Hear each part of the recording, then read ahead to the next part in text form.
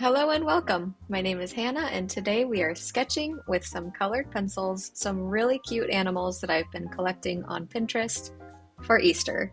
I thought it might be really fun in this video to show you how I sketch from a reference. So on my Pinterest page, I've been collecting different really cute animals, and I figured the best animal to draw for Easter would be a bunny, of course.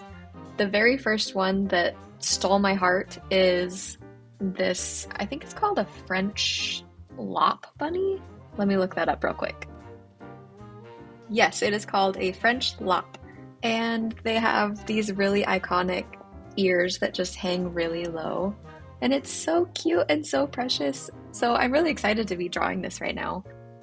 The very first thing that I like to do when I am sketching out from a reference is to kind of get the outline down and the position of all of the features down. And then once my outline is pretty much how I want it, then I'll go around with a little bit more pressure and kind of firm up those lines, adjust anything that I want to alter, like that ear, I want a little bit longer.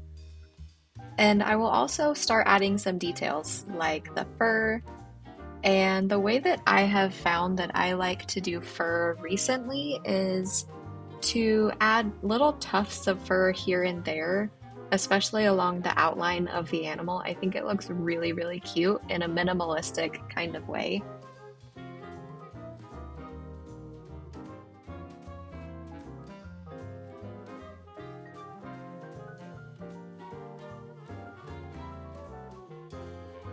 So now that I have the bunny done with the outline, now I'm going to go in and firm up some of these lines, maybe add a little bit more details like this eye.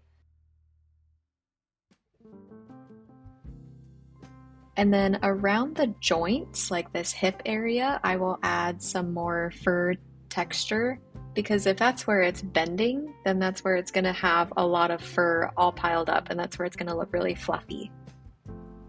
Especially on these feet. We all know bunny feet are very fluffy.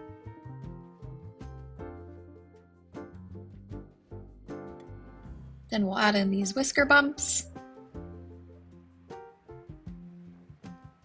and some cute little hearts around the edges, because this is just going to be a very cute, lighthearted spread. Now I like to go in and add in some tiny bits of fur here and there just to give some texture to the whole bunny. Add some whiskers. And then a shadow underneath to ground it a little bit more so that it doesn't feel like it's a floating picture, which there's nothing wrong with a floating picture anyway, but I think I want this one to feel a little bit more sturdy on the paper. Let's see if we have any other that jump out at us. This one definitely is jumping out at me, so I have to draw it. I think I want to do this one in a pink color, so let's make sure that our pencil is all the way sharpened. AI modified, that's kind of cool. I wonder if that means that this bunny would not normally look like this. Still very cute. I love the expression. So again, the very first thing that I do is I map out the outline and all of the shapes that I see. So I know it's kind of hard to see right now, but as soon as we get happy with our initial drawing, then we'll darken it up, add some more pressure. Here are the eyeballs. And then this is going to be the nose. The nose and the mouth is the part that I'm the most excited about.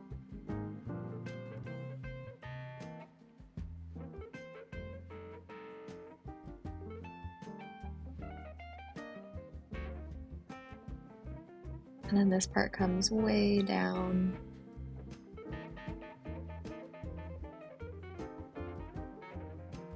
Some teeth.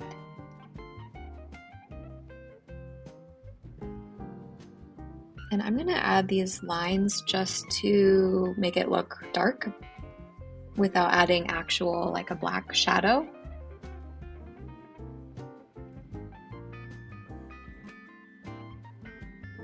And then the same thing that I did for the other bunny, just little textured fur, but this time I'm going around and placing it a little bit more purposefully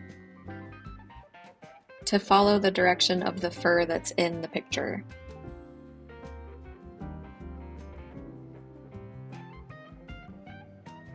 I love these ears, they're so cool.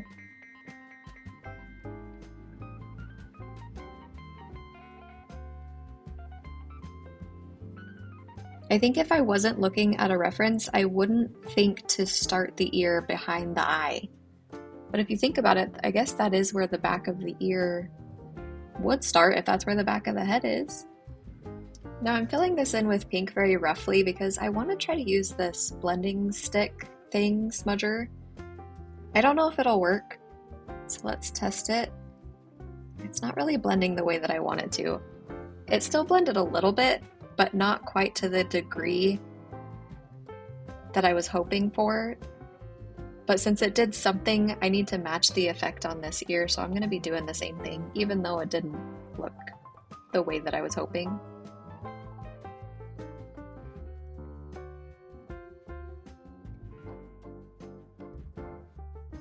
Alright, so time to get into the part that I'm always the most nervous about, which is the eyes. Getting the eyes right can be really tricky, and that's actually a skill that I'm trying to focus on, is getting my eyes to look good without looking creepy. Usually my eyes are very creepy, so I'm trying to work on the eyes. And I'm already really proud of this eye. I think it doesn't look creepy, and it actually looks cute. Now it's time to add in some of the fur along the outsides and some fur details. I think if I were to add fur in a straight line all the way across, it wouldn't really have the same softness and sweetness that I'm going for, so I like to add just chunks of fur here and there. And then as I go down to this body, I do notice in the reference that the fur on the body is longer than the fur that's on the face. So the fur lines here are longer. All right, this bunny's done. Let's do something else. I'm thinking that instead of doing another animal here, I will do some carrots because bunnies love carrots. And instead of doing a really traditional carrot, I thought it might look cool to do a carrot that looks like it just came out of the ground, just an ugly carrot in somebody's garden. Still tastes great, just looks a little interesting. Let's do a carrot the other way and maybe it will look like a heart.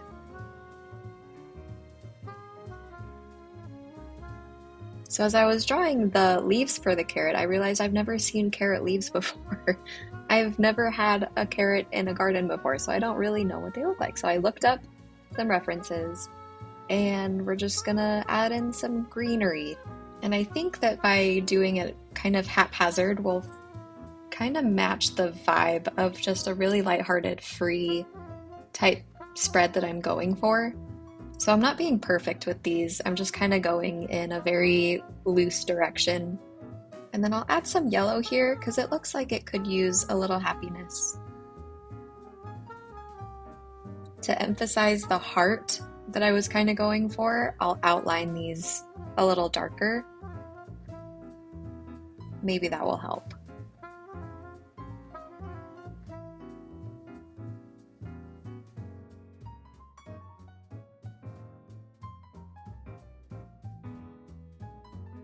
Instead of adding more hearts up here, I thought it might be fun to do like a row of eggs. And I think the top corner just needed a kick of yellow to kind of match and bring together the color scheme from the carrots in the bottom. Now I have this colorless blender that I got from my Ohuhu alcohol marker set.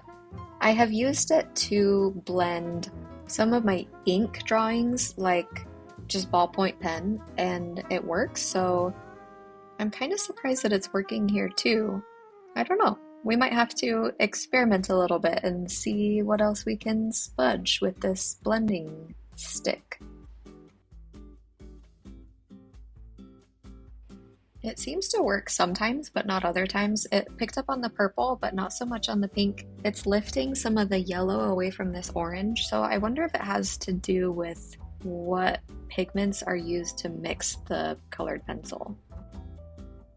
I'm really itching to do it more, so I will add a border and then do some more blending and just kind of see what it turns out looking like.